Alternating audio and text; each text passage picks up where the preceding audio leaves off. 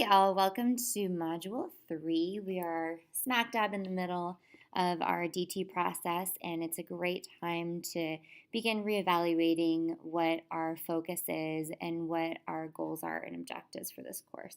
This is very much a capstone course, and while we are going through the DT motions, our goal is not actually the DT process. It is to work through a version of gaining creativity, collaboration, critical thinking, and communication.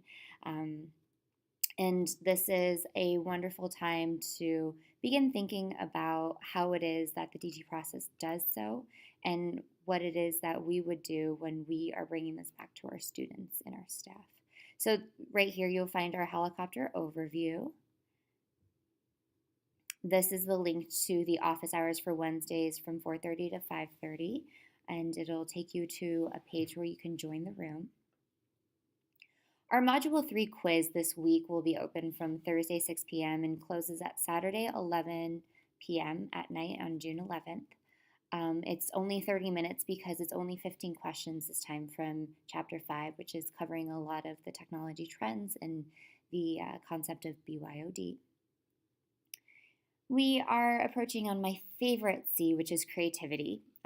It is a bit about how we can cultivate creativity with different habits of mind, what creativity actually looks like with some brainstem research, and what it is in the classroom that we talk about when we look for creativity. How do we assess it?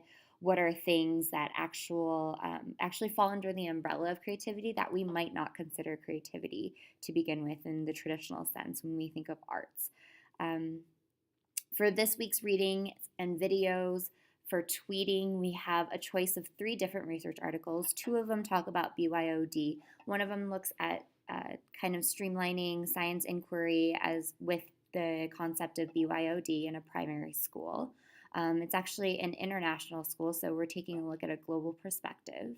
The second one is turning cell phones into forces for good. It's the experience of higher education and the implementation to a humanities course for kind of using cell phones as a device.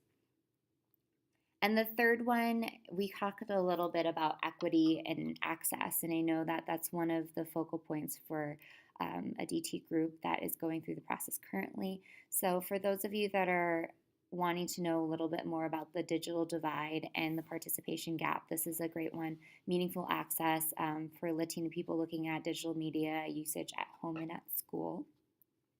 And Tim Brown, who is actually the CEO before of IDEO, the company that created design thinking, talks a little bit about creativity and play and how that can expand our brains. He goes through some fun activities that we'll be doing as well in our office hours, just ways to expand your brain and to get into that mode of fun and play, but also kind of evaluating certain ways of thinking that help our creative mindset.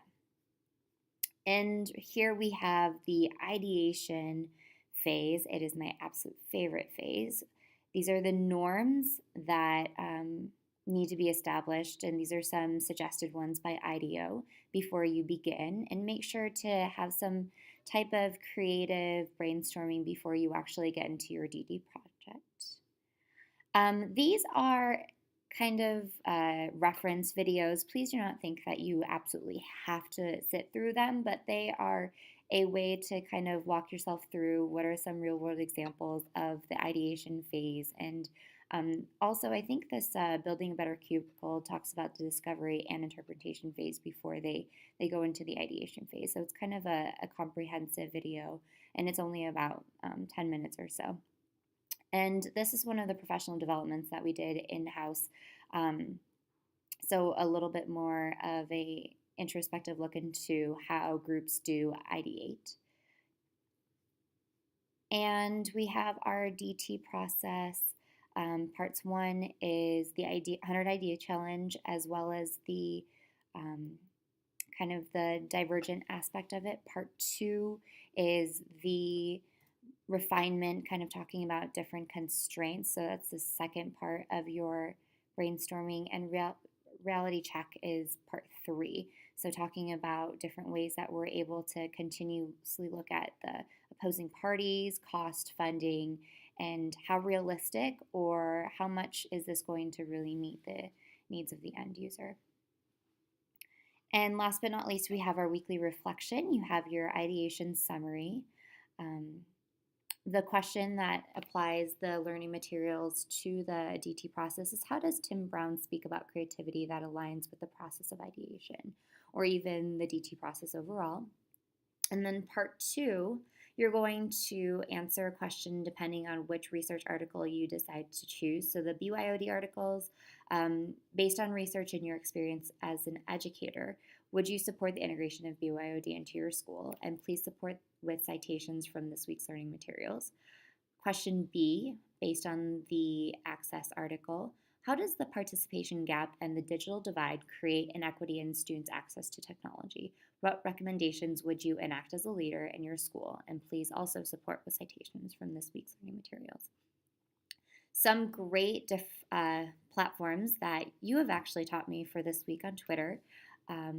We obviously have QuickTime, which is built into a lot of computers, but VideoScribe is an interactive whiteboard experience. And then there's also eMaze, which is kind of Prezi on steroids. It has a different platform that kind of walks you through as a 3D virtual walkthrough, but it also has different screens and templates for you to choose from. Obviously, those are suggested and for you to use to explore, but not required. So congratulations on making it to Module 3, Forward Ho, and I look forward to interacting with you in office hours. Talk to you soon. Bye.